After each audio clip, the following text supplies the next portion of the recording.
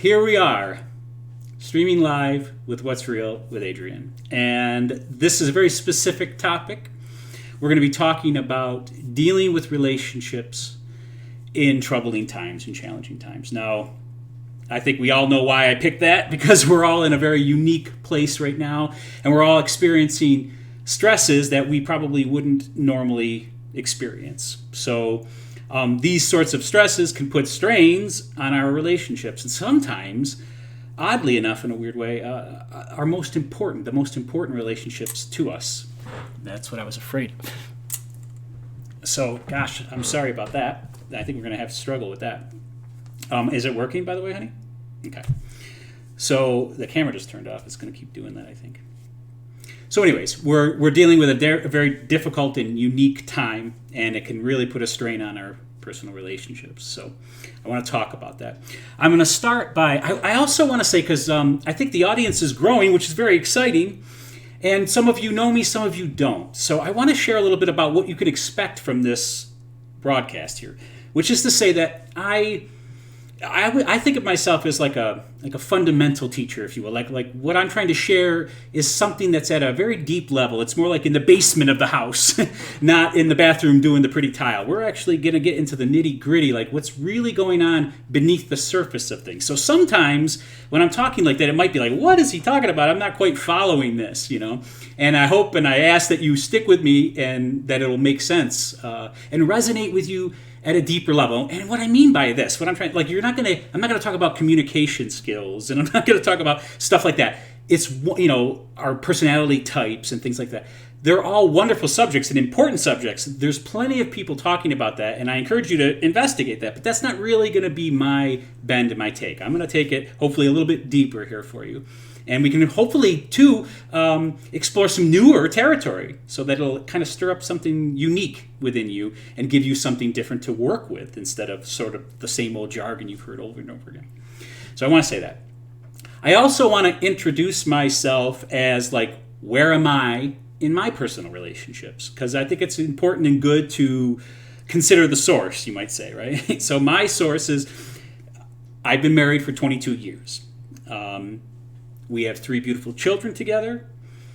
As I said, I actually did a little ad thing this morning on Facebook saying that, I've been married 22 years, and I can honestly say there's been a few times in that 22 years that I wasn't sure we would make it to 22 years, So it's not like it's been all roses and sunshine, but it's been a wonderful, fulfilling relationship. And I can honestly say, she's here in this room, that she is my soulmate. And maybe we'll get into that a little bit too, but meaning though that I have grown tremendously from my relationship with my wife, and that's why I cite personal partnership relationships as some of the highest places that we can access change and spiritual growth, because they can be the most challenging sometimes, and they also offer the deepest connection. So I've been married 22 years. We've had our ups and downs.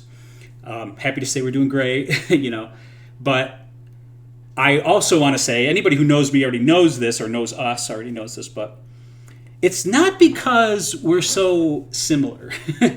Honestly, my wife and I, we couldn't be more different in almost every aspect, whether you're talking about the way we look, I'm dark-haired and dark-skinned and she's fair, to whether it's our personality type, like I'm extroverted and she's introverted, to our scheduling, she's a night person, I'm a morning person. I mean, the list goes on and on and on. I say it because, there's many reasons. Actually, I linked a blog that I did once about why opposites attract. It's actually a very fascinating subject. So I'm not going to get into that here because I want to keep this quick and keep it concise. But if you want to read that, it's in the description. So you can click on that link and read it. But the fact that we're different so different, as I said, and I only just scratched the surface, might make you question, how have you made it work for 22 years, right? Well, that's because my wife and I share a connection. And that's the first thing I want to talk to you about today, is this word connection and this concept of connection. And we share a very deep connection. We're not, if we focused on all those things I just mentioned, and we do sometimes, and we have sometimes, they bring distance between us, not unity. which is what I'm going to talk about with connection. Before I go getting into the things that I'm going to, getting into connection and working, I want to list the 4 things I'm going to share with you. Okay, so one of them is connection. The next one is commitment. Then we're going to talk about vulnerability. And then a much more mysterious word to find its way here in a concept or a conversation about relationships is the word space. We're going to talk about space, one of my favorite subjects. So those are the 4 things we're going to touch on today. I also, before I go getting any deeper into connection, because I'm kind of eager to do it, but I want to talk about the fact that we're talking about not just relationships, right? Oh my goodness. Sorry about that. I don't know what to do about that. We're just going to keep doing that. We're not just talking about relationships, we're talking about relationships in challenging times. So I want to talk about that a little bit, right? We're talking about this certain environment that we're finding ourselves in, which is a high stress level environment. At least it has the potential to be so, right? This place that we find ourselves in, dealing with the COVID-19 virus and all the things that it implies, has added a whole new level of stress into our everyday life. When we're under stress, I want to talk about the science a little bit, and I don't want to make it seem like I'm a scientist or I know that much about it, because I don't. I want to be totally honest about that. But there's some use to it, and I do understand some things, right? When we're experiencing stress, our brain behaves in a certain way. And what happens is, first it becomes very active. Our brains become very active. And a certain part of our brain becomes the most active, and it's the first thing to respond, first of all, and then it stays kind of overstimulated, you might say, when you're experiencing stress. Lots of it, high stress or lower stress drawn out over a long time, which is kind of what we're finding now, right? I mean, it was high stress at first, and now we're getting used to it, but it's always there, right? Well, this part of our brain is the fear center of our brain, the amygdala, I think they call it, right? And it's a very ancient part of our brain. And because of that, it was really great. It was a wonderful design millennia ago, when we were running from tigers and bears and all that sort of thing. It quickened our responses, it tightened us up, it got us very alert. The issue is that we don't find ourselves in that situation too much anymore. Instead, we're finding ourselves in our home with our partner, right? And to get that sort of inner response from ourselves, to get highly stimulated and fear-based, because that is the fear center of the brain, can lead to some issues when we're dealing with our partners, because we're responding almost as if we are being attacked. Does that make any sense? Because that's an ancient part of our brain that's kind of like the fight or flight, right? Everybody knows that terminology. That happens. It's a very natural thing to happen. And if we're not aware of it, we can actually mistake it for us, but actually it's just a simple response that our brain's doing, and it's the first response, like I said, too. So we're going to get more into that, but that is the environment that we find ourselves in, right? Like we're under some stress, and it's varying for all of us, but some of us probably some severe stress, especially if you're somebody who's really struggling with the thought of getting the virus. That can add a whole nother level of stress to your life, right? If you're fearful of that thought. And it can put you on high alert all the time.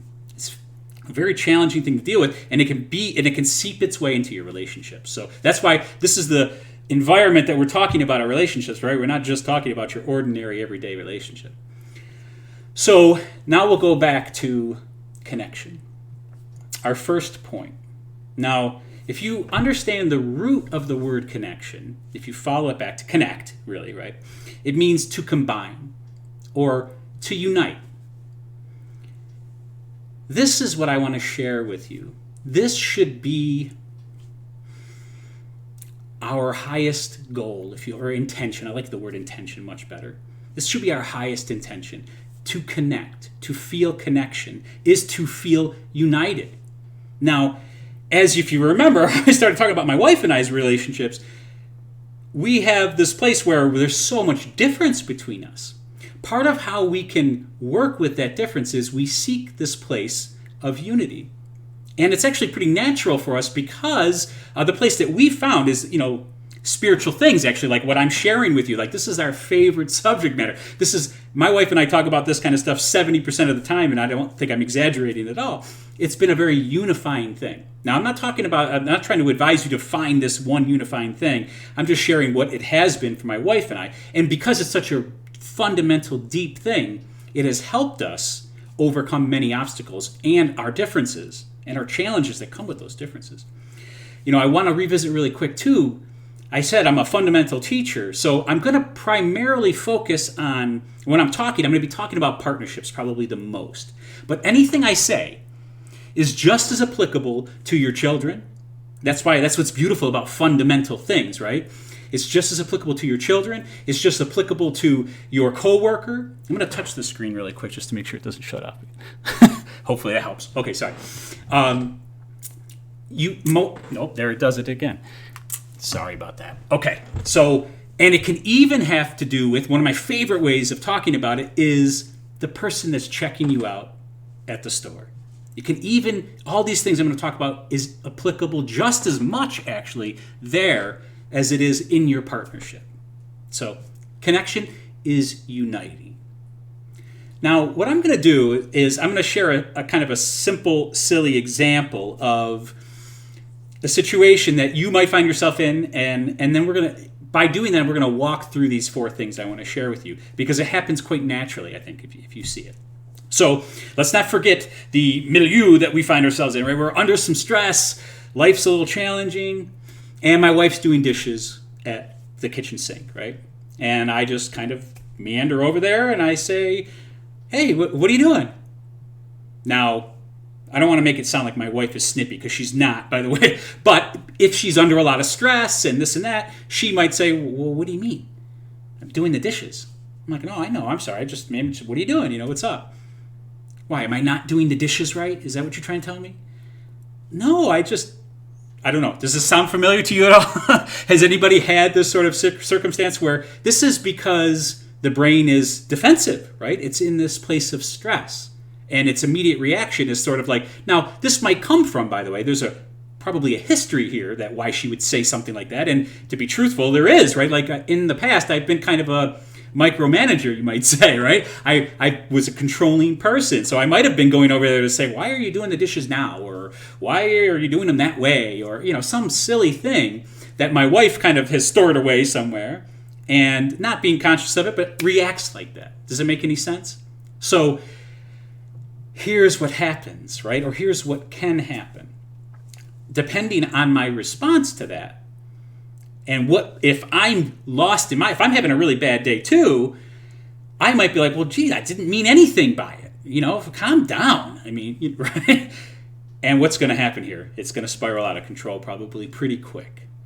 This is a certain form of connection, I guess you might say. Not a lot of unity there, but there's definitely some connecting going on. There's some interaction. If we take a simple thing like that, it sounds so silly and small probably, right? We stack those up many, many times, and believe it or not, even something, there's of course going to be deeper core issues, but you stack enough circumstances or scenarios like that together, and they could lead to divorce, believe it or not, because there gets to be some loss of what I'm talking about, of connection, because you're always finding this place of I don't want to say bitterness, of disparity, of like this place where you're just fighting each other. You're not seeing eye to eye. You're not even looking for, because you're falling into the routine of disunity, if you want to call it that, right? So here's what I'm going to say. The beautiful thing about connection is that in all of my searching, and anybody who knows me knows that I've done quite a bit. I didn't land here talking to people about this sort of stuff out of nowhere, right? It's been a lifelong pursuit. It's probably my greatest passion, besides being a husband and a wife, or a husband and a father, right? That being said, my spiritual pursuits, my interpersonal pursuits have been the deepest thing for me. And what I have found in all of that searching is that there is nothing like connection. What does that sound? Anyways, there's nothing like connection to make you feel purpose and meaning in your life.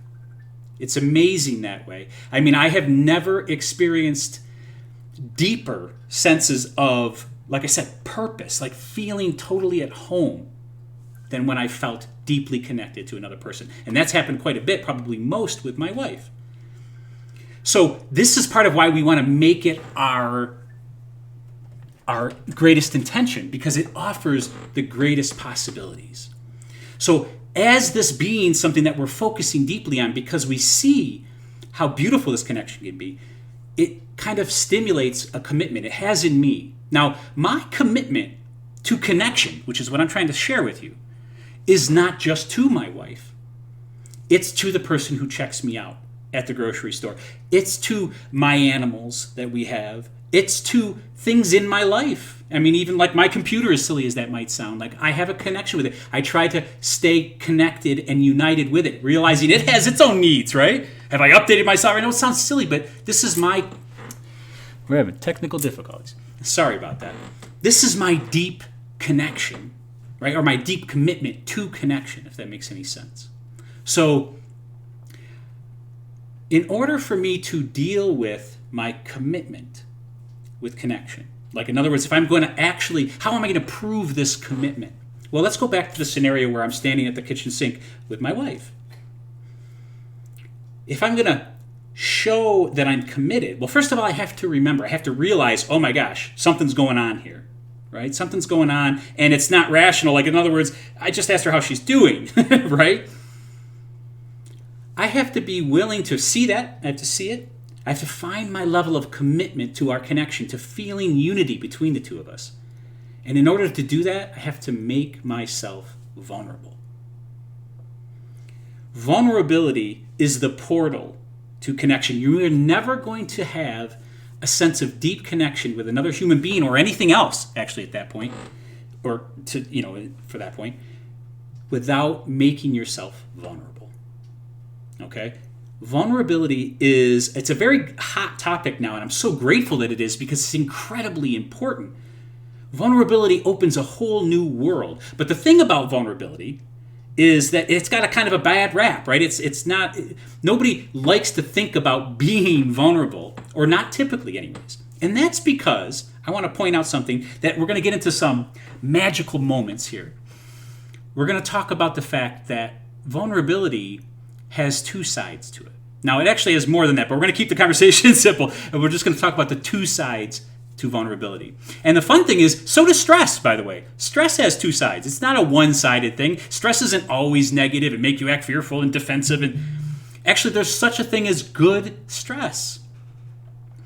And good stress is, something like competitiveness usually, like especially at a low level, like if you're playing a sport or you're involved in a board game or something like that, you're going to be experiencing stress in a positive way. It kind of tightens up your game, right? It sharpens you up too, and this is the positive element of stress. Any entrepreneur knows about the positive level of stress. I was dealing with that right now, right? I mean, like, I'm here putting myself out, and it's a little stressful, but it's wonderful at the same time, right? I'm engaging in the thing I love.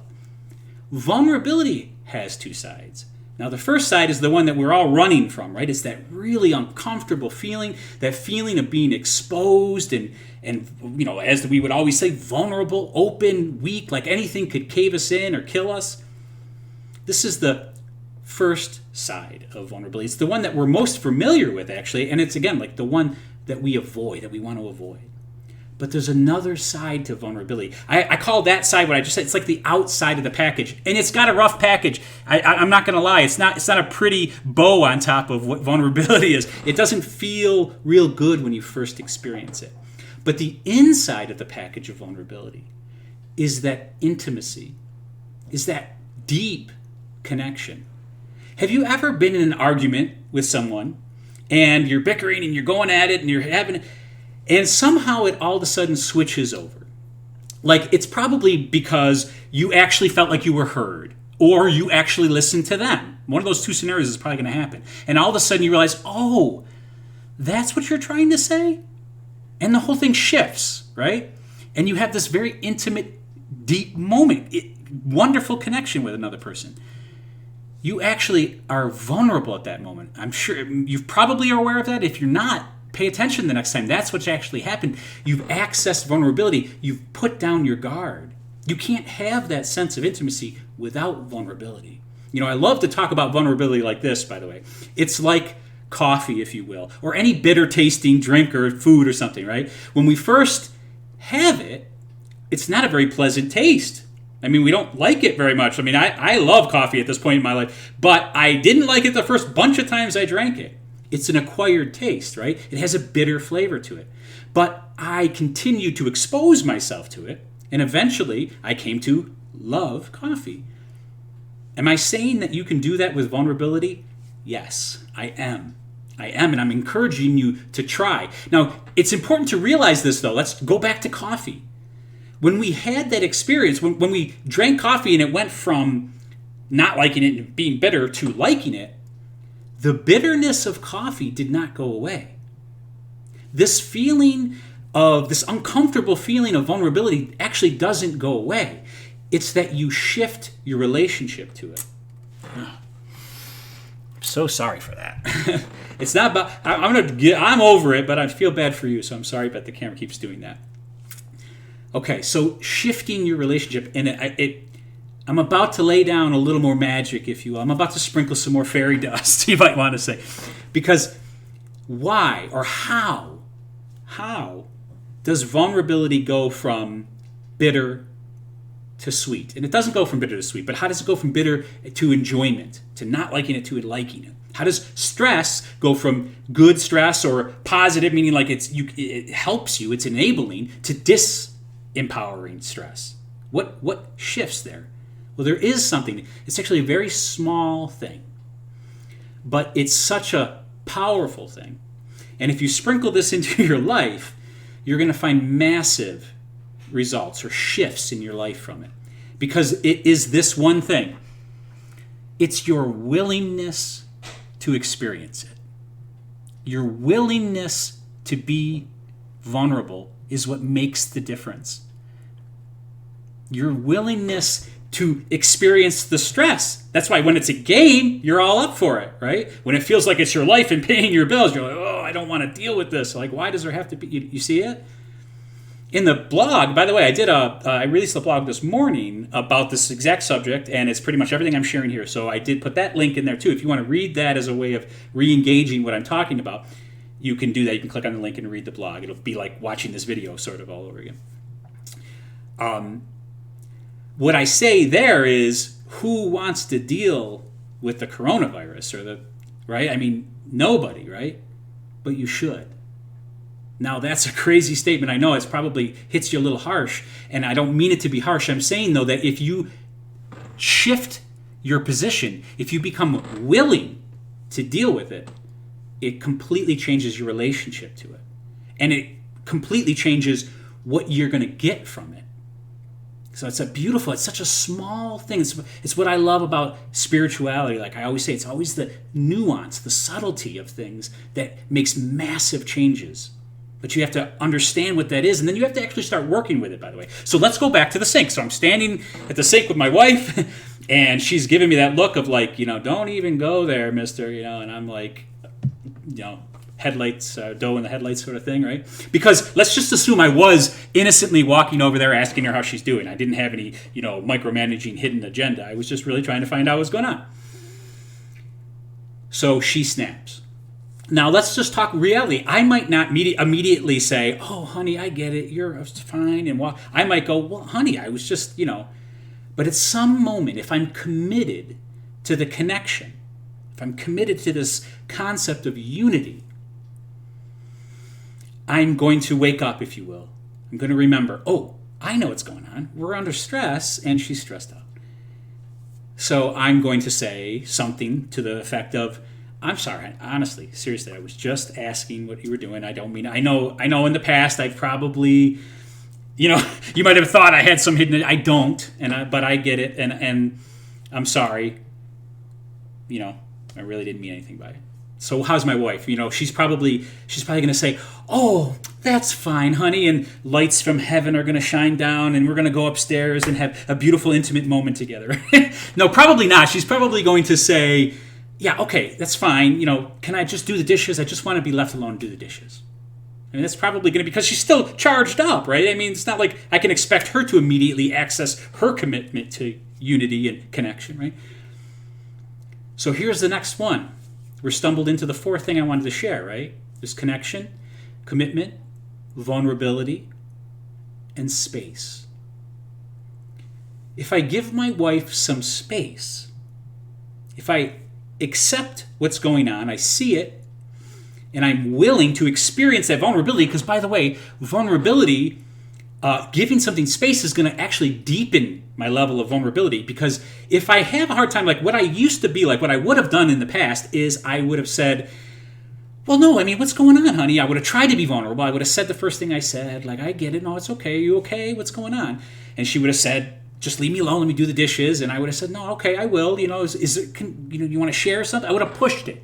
I wouldn't have given it space. And my pushing it, it would have been actually a small, secretive way, like a subconscious way of me trying to control the situation, because I don't want to continue to feel vulnerable. If I can feel that connection with my wife, it's going to help. It's going to help alleviate that sense of vulnerability, right? But if I'm willing to remain vulnerable, I can give my wife some space. Space is a magical thing. Mystical, you might even say. It truly is. I keep doing these plugs. I'm not doing plugs. I'm just trying to share things with you. I actually also linked a video I did on YouTube about space. If you want to explore, because I'm not going to get into the mystical aspects of it. They're amazing and beautiful. And I do get into it a little bit more in that video. So you can watch that if you want to delve into that a little bit more.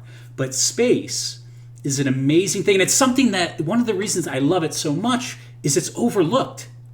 It's emptiness, right? It's nothingness. I mean, what's the big deal? No, it's much more than that. It's much more than that. So I encourage you to check out the space. Now, here's part of the relational part of space is this. Like, meaning, when I give my wife that space, I'm actually sending a very clear message to her and myself, actually. In that space, in that willingness to be vulnerable and give some space, I'm actually showing that I have faith. I have faith in my wife that she's going to figure it out. She's going to realize that she's stressed out and she probably didn't mean to snap too. And I also have faith in myself that I can deal with it, that I can walk away and give her the space and be okay. That I don't need to prove anything. I don't need to make it right away. I don't need to fix the problem, as they might say, as a man's impulse, right? I mean, it certainly is mine and has been for many decades. But when I give it space, there's an implied amount of faith and hope built into that. And it's a very beautiful thing when you do it. Now, by the way, it depends on how you do it. In the blog, I talk about you have to hold this space sacredly. And what I mean by that is, it's not about giving up, right? I mean, you could give somebody space like that, but like, it's fine, honey, whatever, and just walk away. That's a certain amount of space. Of course, I'm not talking about that kind of space. I'm talking about giving space and engaging in space through my commitment to unity. Does that make any sense? Through my commitment to unity, I'm willing to give the space because I'm willing to feel the vulnerability of the whole entire situation. I can't encourage you enough to actually try something like this if it doesn't make sense to you right now. If it does already, I encourage you all the more, right? Because you've already obviously engaged in this sort of practice at least a little bit. It is quite magical. You'd be surprised what you get. Now, again, you can't expect it to be immediate. But that's where commitment doubled. You got to double down on your commitment, right? You got to realize that this is going to take some work. You got deep-rooted patterns together. You got deep-rooted patterns in yourself, right? That you need to give space to and allow to dissipate. Because that's what space does, I'm going to spend a couple seconds here talking about the mystical element to space a little bit too. Space, again, is undervalued because it's like nothing. Nobody thinks about the empty space in the room. They think about the stuff in the room, right? But without the empty space, there's no purpose. There's no utility to the room even. Space allows all things Space gives itself. I like to say it like this, actually. And it's a real thing. Like, you can experience this. When you experience an intimate moment with somebody, like this connection I'm talking about, this deeper, intimate connection, if you pay attention, if you can remember, oh, Adrien talked about, look and pay attention, feel with your whole body, you'll sense what I'm talking about. Space is the embrace of the universe. It holds all of us. It holds everything. It allows everything, and at the same time holds everything. So if you want to do something, if you want to move, space allows it. If you want to be held, if you want to stay still, it surrounds you. This sounds a lot like love to me, actually. I don't know if you can sense that.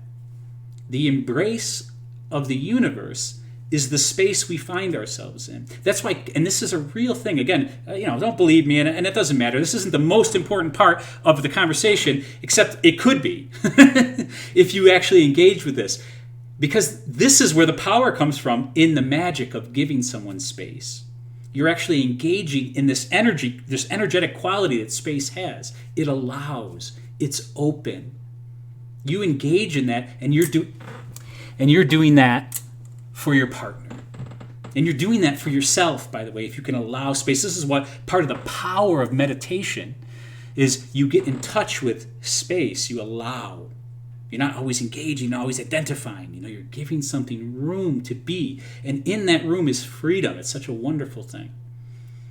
I could just keep going on about space because I love it. Anyways, so that's our 4 parts, right? Connection, commitment, vulnerability, and space. I want to wrap it up with a little bit of a practice, you might say. And I had said through one of the questions from last week, I had talked about the real approach. It's a new thing that I'm going to be releasing. I was hoping in a week. Of course, as the words exited my mouth, I knew it was silly because it always takes longer than you think. But I'm hoping within 2 weeks from now, this will be fully available. It's going to be a free course. So, you'll just sign up. It's going to happen over a bunch of emails, and it's going to teach you this process I'm going to share with you right now. And I'm going to share it with you really quick right now because there's really 2 elements that will help you deal with what I just talked to you about, which is the, connection and commitment part, right? Connection is the concept of unity. It's the fact that even though my wife and I are so very different, if we focus on the differences, now I didn't really talk about this much, but there's plenty of psychology and all that kind of stuff that's all about looking at the differences, how we work as different human beings, her and I, right? And figuring that all out and helping us understand how to work with each other. And it's a very practical and important part of relationships and dealing with them. It's not the most important, though, in my mind. In my mind, what I'm talking to you about is, so in other words, this would be primary. Seeking unity is more important than paying attention to our differences. Now, we don't want to ignore our differences, but if we focus too much on difference, we're going to get distance. I mean, that's what's going to happen. I know my wife and I have experienced this. The more we focus on how different we are, the further we drift apart. Now, again, there's use and very good things about focusing, understanding our differences and how to work with them. But unity should be the first thing, right? So back to the real approach, because I forgot I wanted to talk about that for a minute. The real approach. The first, it's an acronym, REAL. So it starts with R, which is remember. It actually has to do with recognize, too. The second part is evoke. And this is what I really want to share with you today on how you might be able to work with this stuff that I just laid before you, okay? The next one is allow. And then the final one is let go. Let go. I love saying the words. It always makes me let go of something a little bit as I say it. So here's the trick for you. You're in your relationship.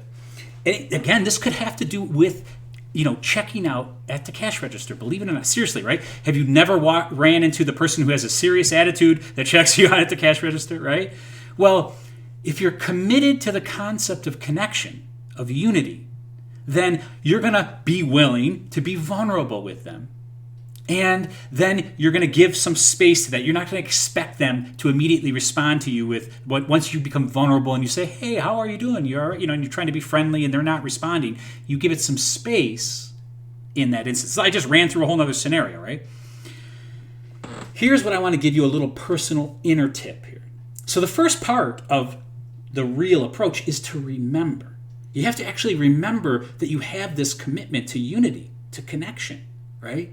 So that's the first step, is to remember, this person's being, because it might trigger you, right? Like, well, I'm just checking out my stuff here and you got to treat me like that. But all of a sudden you remember, wait a minute, the conversation Adrien was having, or the whatever, right? I have a commitment to unity. That's the first step. If you don't go there, the rest of it can't work, right? You won't even think about it. It won't even happen. So having that intention and then remembering it is so powerful. And then evoke. And this is where I'm going to stop the real approach right now. But I want you to consider choosing a word that you use like a trigger. So if you find yourself at the checkout, or as a scenario I laid down where I walk up to my wife and I say, hey, what are you doing? And it's, whoa, right? I have a trigger. I have what I love to call a sacred word. And the sacred word I use to trigger my intention to be committed to unity. Does that make any sense? I know that was sorry. it's bad. Huh? I'm really sorry about that. Does that make any sense?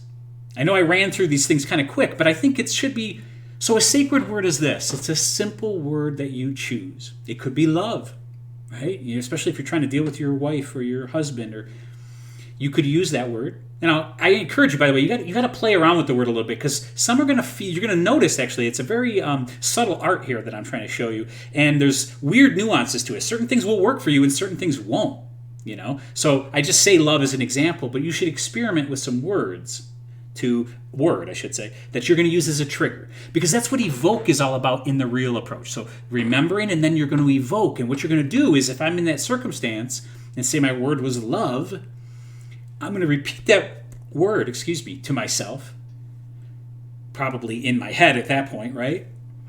And it's going to help trigger this response of something different. Like, instead of falling into the same rut that I might have had with my wife in a situation like that, I'm using this word as a way of actually clicking a switch, you might say.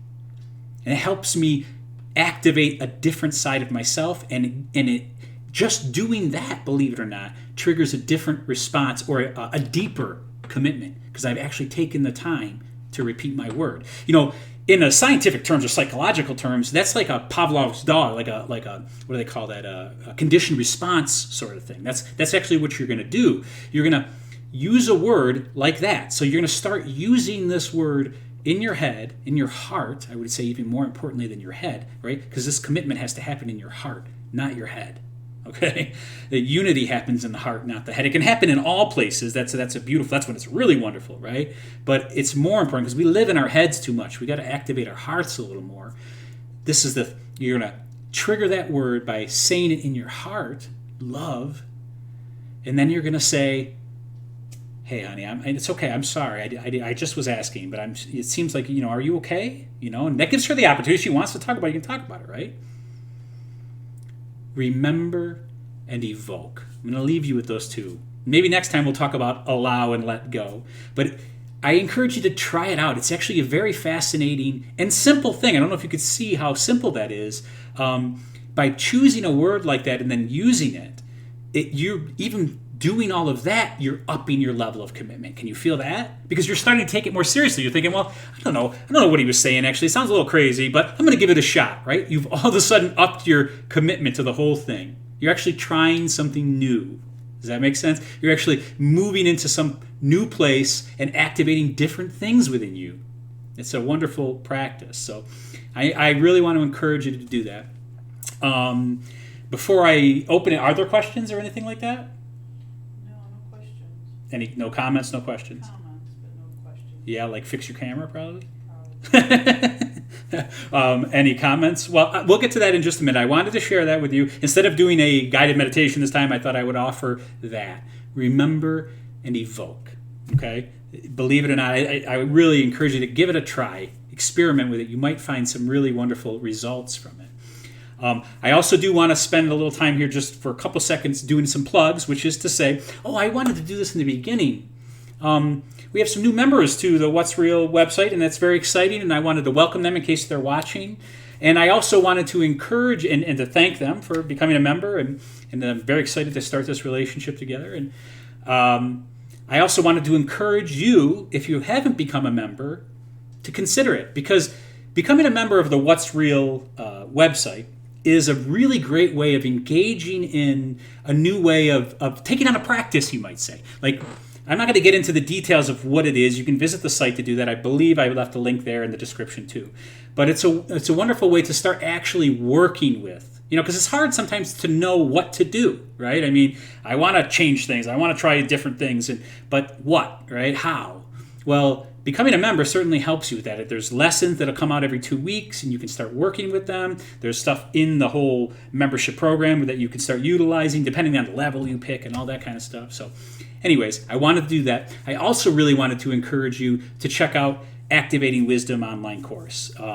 It's a really wonderful way also to engage in a whole nother way of learning and being. It's all about helping you find a direction, the hunting for treasure thing like I'm always talking about, finding this place within you that is your power, your authentic personal power, and then helping you deal with your thoughts and emotions, and walks you through a lot of that. So I guess that just gives you an opportunity to chat, right? Anyways, walks you through all of that. So I really encourage you to check it out. So I'm going to hear some comments. And if you have any questions, feel free. My wife's going to read them. What's up? I'd like to wait for some questions. No, go with the comments. It's okay. All right, so love the point that space is applied hope and faith. Yeah, they said they loved this. I think I noticed in the last one you can actually hear my wife, but they said that they loved the fact that space was hope and faith. I'm telling you, I can't, this gives you time too if anybody wants to ask questions. I can't stress enough the power. I often talk about the 3 pillars that I like that to spirituality in my mind. And that is space, stillness, and silence. Space, it's kind of like they're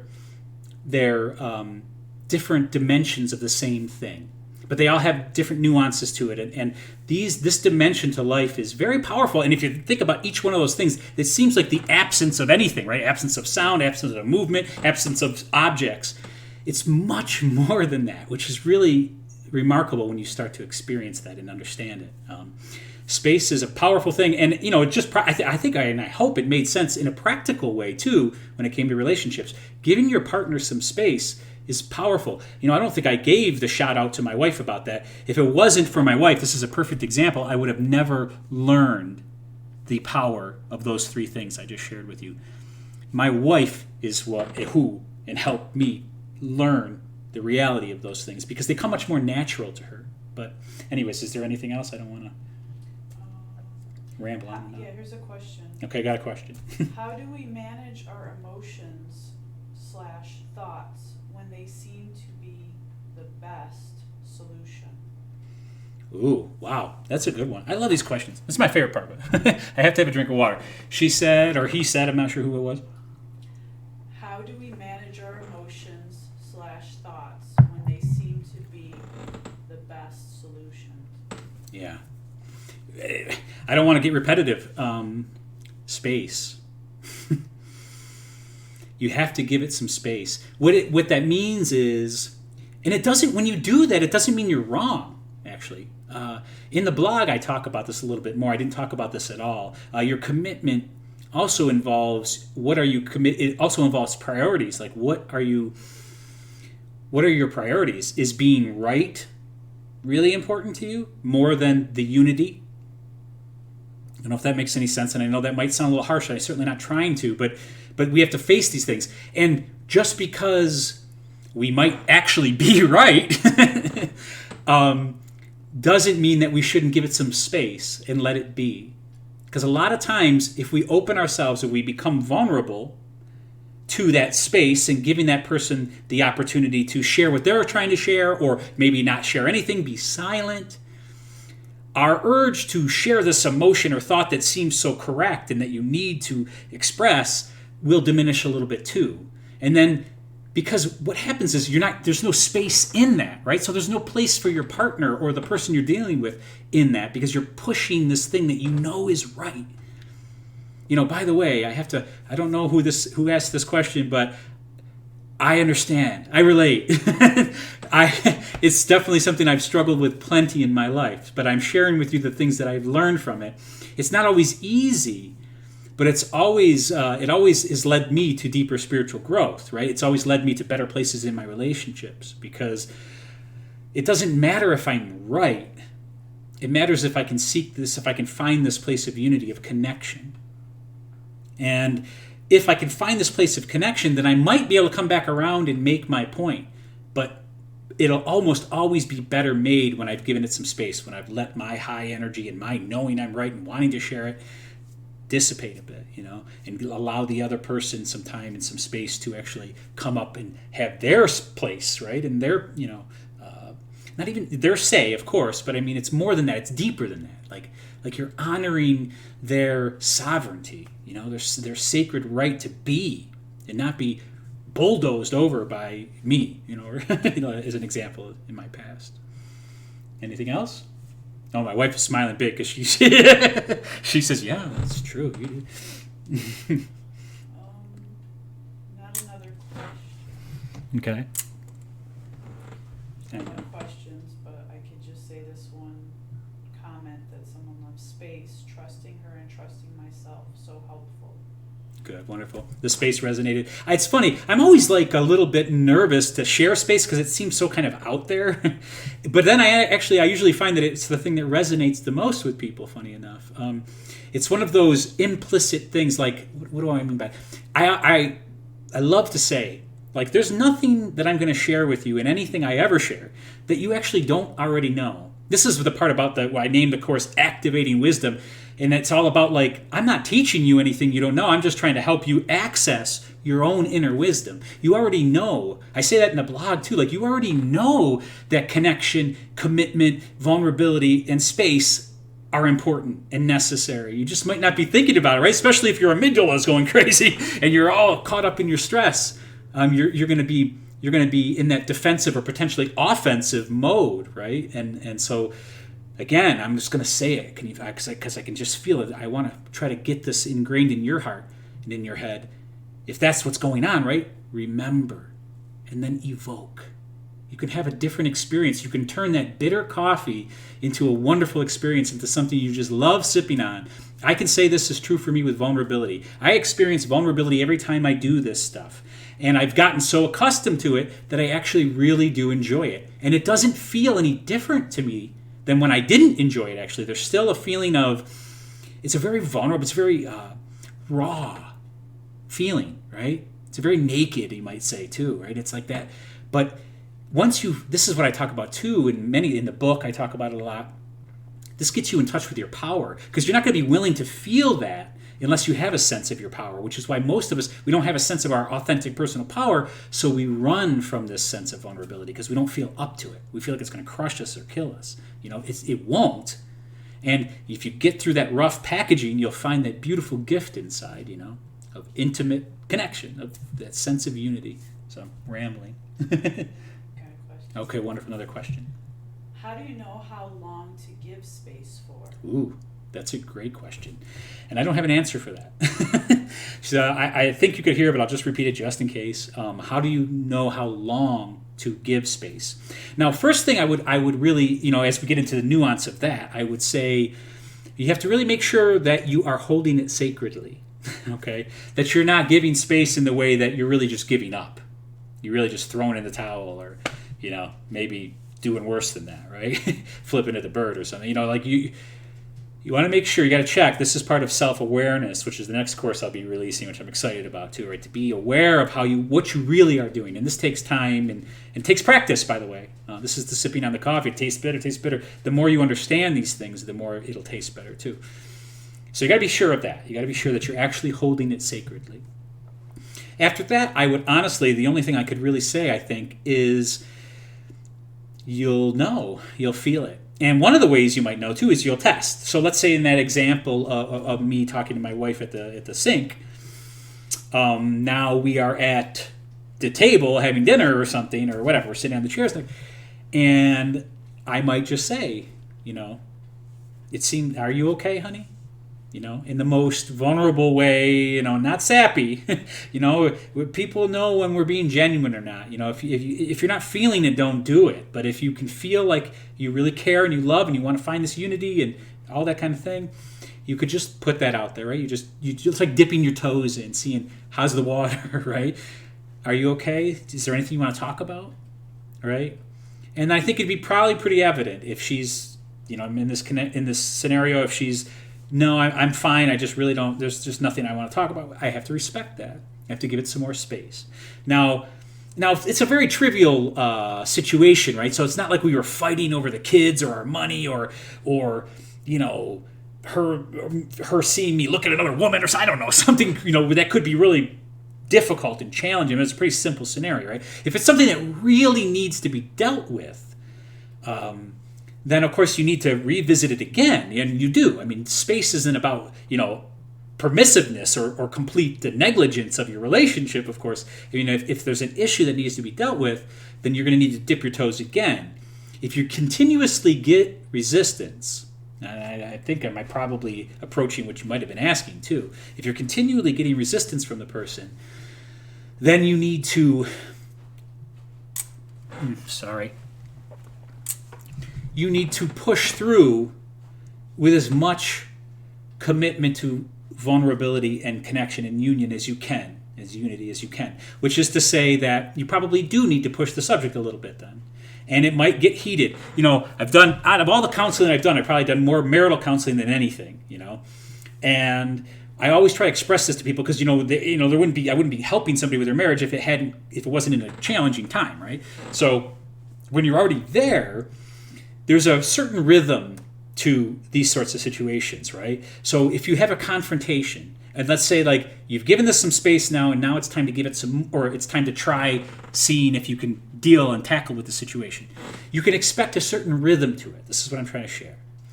And that rhythm will be a very quick, sharp apex or curve, right? You're going to feel that wave as I talk about. Your emotional wave is going to be pretty sharp. It's going to be pretty steep and quick, right? And what's going to happen is you're going to bicker probably. You're going to fight for a minute. There's going to be this high energy, and there's going to be this dispersing of this stored up energy. You got to see your way through that the best you can. And some of that, the more space you can give that at the time too, like letting the person vent whatever it is they need to vent, you giving yourself the ability and permission to vent what you need to vent, it's going to do this, and then it's going to start to settle. That's like that scenario I talked about if you've ever had that already, where you start fighting, but then somehow you come to a place of vulnerability. That's a wonderful thing to happen, and that'll be because you actually saw that rhythm through. You actually rode the wave, as I love to say, right? You rode the wave of that experience. And you actually got something different out of it. And that's what will happen. I don't know. I hope I answered the question. Was that a little too much, you think? I don't know. I just, that's the best I probably can do. You got to feel it out. If it's a really big thing, then of course you do need to, I don't want to say push, it's a rough word, but you do need to continue bringing up the issue if it's a serious, real issue. I mean, washing dishes wasn't, right? So it might not have been a fair example.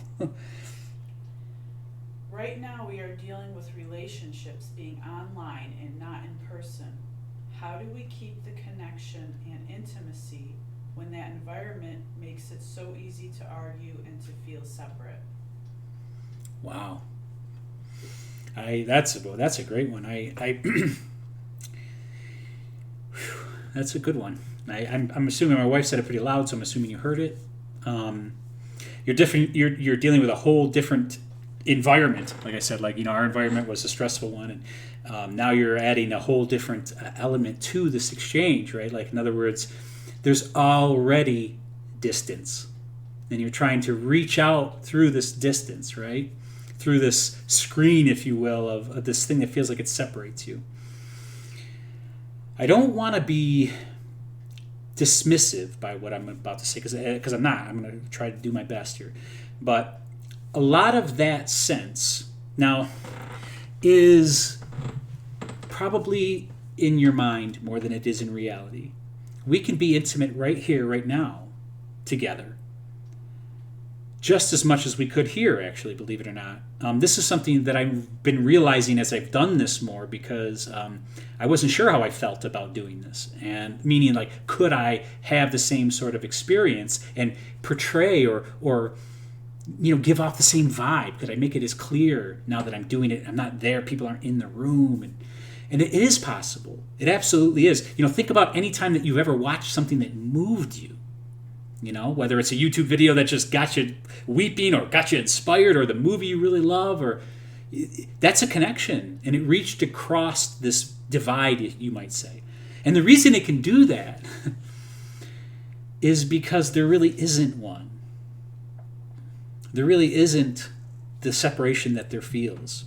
So now, I'm guessing that more than likely, I don't know the scenario and who you're talking about or what you're dealing with, but it might be coming from the other person, right? Like, it feels hard to you to connect to that person because you might be getting resistance from them. Like, they're not being vulnerable, right? So then that makes it feel like it's very hard for you to be vulnerable. Like, how do I do that? You do it.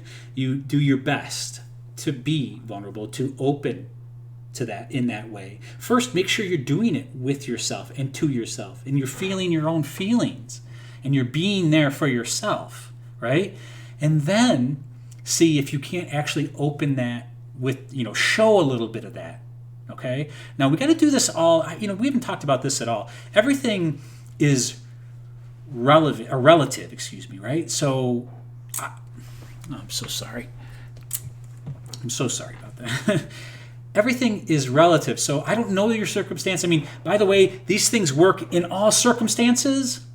But, if you're in a really, literally, physically abusive or seriously emotionally abusive relationship, space is going to be the most important thing you need to engage, which is you probably need to get the hell out of there for a minute. I don't even mean that you should throw in the towel for the relationship. I could never say that unless I knew it better, right? But I just want to express that. Like, so I don't know exactly if it's not appropriate to be a doormat for somebody, right? This is not what we mean by being vulnerable. We don't want to be a doormat. We want to feel our own sense of authentic personal power, that we can open ourselves and give it a good go. If you get nothing, then you have to know that you need to give that space. You need to move on from that a bit, right? It doesn't. Now, this is another important. This is very nuanced and probably not applicable to the conversation or to the question, but you have to be able to be honest with yourself about that too. Like, there's a point where it's too much, right? And you have to know that and honor that too, right? So back to the actual issue of reaching across this divide, I would say there isn't probably as much of one as you think. And I encourage you, give it a shot now. Like, even that whole thing, like the whole remember, evoke thing. Like, so there you are, you're having this connection or trying to have this connection and it's not happening. Remember, I'm really, really committed to this concept of unity, of connection. Evoke, say this word, which is going to be so cool for you to create. And then try something new, do something different. You already have done it, which is going to be cool, because that's the part of, like, you've already got some momentum for something new. Okay, I hope that wasn't too long. I think I really over answered that question. It's okay. It's good. Okay. What are some ways to practice vulnerability in a long-term relationship? In a new relationship, it's naturally vulnerable, but if someone already knows you well, what does vulnerability look like then? Well, of course, we'd have to know your personal relationship, right? Your long-term relationship. It probably doesn't look much different. It's actually a little disheartening how seldom we actually get vulnerable with our partner, with the people closest to us. Actually, even with our children, a lot of times we have a hard time. There's a certain level, there's a place where we're comfortable, right? And we'll do it there, of course, but then it drops off. I experience this with my children sometimes, like, I'm an extroverted person. A lot of my kids are, a little more introverted like their mother, right? So if I don't get the response that I'm expecting from them, it hurts in a way, right? Like, so I put it out there and they're just like, yeah, okay, whatever. And I'm thinking, oh, I just poured my heart out, right? Right? I have to be willing to remain there. I have to be willing to remain there. I have to give it space, if that makes any sense. And it's so beautiful when I do that, and I'm willing to do that, it goes to another level. And I think you could probably experience that with your partner, your long-term partner here. There's a place where you're comfortable. Go further. Now, gently. Don't expect your partner to follow either. I forgot, this is one of my favorite things. I said I've done a fair amount of marital, counseling or whatever. Whenever, again, because they're usually in a tough place, right? It's usually like it's getting closer, or it is, right to the door of divorce or something. That always comes up. I always share with the person, believe it or not, it only takes one person to save a marriage. And they're like, they always get resistant. What do you mean one? You mean my partner never needs to do anything? No, that's actually not what I'm saying. But I'm saying it only takes one person, and I'm going to say this to you now. It only takes one person to make unity, to open up vulnerability. It's sort of like that quote, that very famous quote that says, never think that a small group of people can't make a massive change by being committed, or something like that, right? That Margaret Mead, or I think it is, that very famous quote, like, don't believe that, you can't make a difference, because in fact, that's the only thing that ever has, right?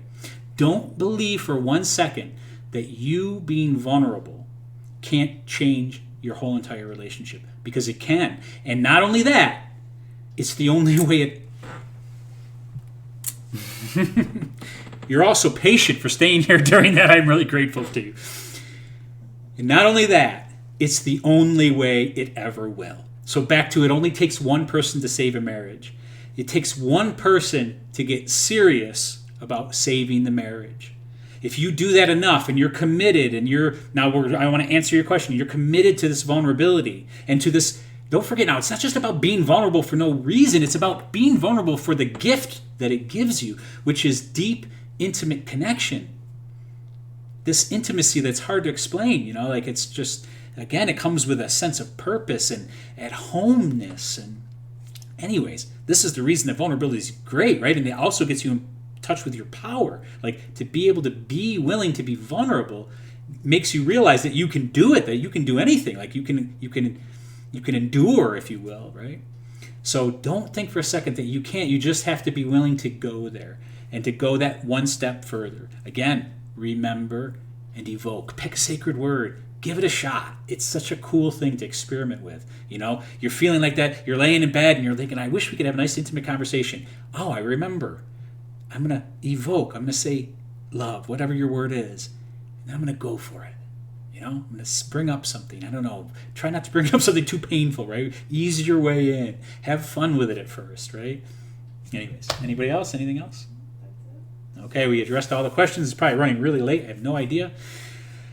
I'm so grateful for all of you that attended, that stuck around through the camera work. I promise I'll have that worked out. I also want to say that I am going to do this again next week. I was supposed to have a topic picked. I don't. I apologize. I will certainly release that as soon as I pick one. We have this remark, though. Okay. Please do a Q&A once a week where we can send you questions ahead of time and during session. You answering live is amazing. Oh, thank you. That's very sweet. But that wouldn't be fair then. See, then I'll have time to contemplate these questions. I like the spontaneity of it. Actually, there is a concept, and actually, maybe you could vote in the comments and stuff like that if you dig this concept, because maybe we'll just do this. I do want to do one sometime about big questions. Like, I want to do a live stream where we tackle big questions. And what I want to do is I'll talk much quicker than I just did here. I'm just going to share something about the beauty and importance of questions.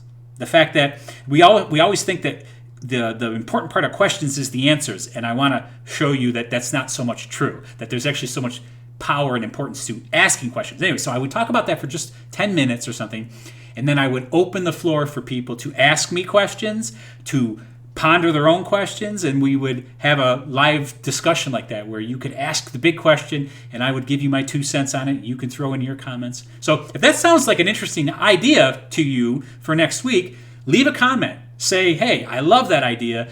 I'm in. And if I get enough of that, we'll just make that. I think it'll be fun. If not, I'll come up with something maybe more relevant to our situation, because I think our dealing with the COVID-19 virus continues to be a challenge every day. It's just something new. So I want to keep trying to address that for you if that feels more relevant. So anyways, I never do this, but click the subscribe button if you haven't subscribed already to my channel. Hit the like button. All those things, they do help me grow my audience and reach a larger amount of people, which is very important to me because I believe very strongly in the things I'm trying to share. So again, thank you so much for being here. And as always, I thank you for your time. It's precious. Oh no, I don't know how. Okay.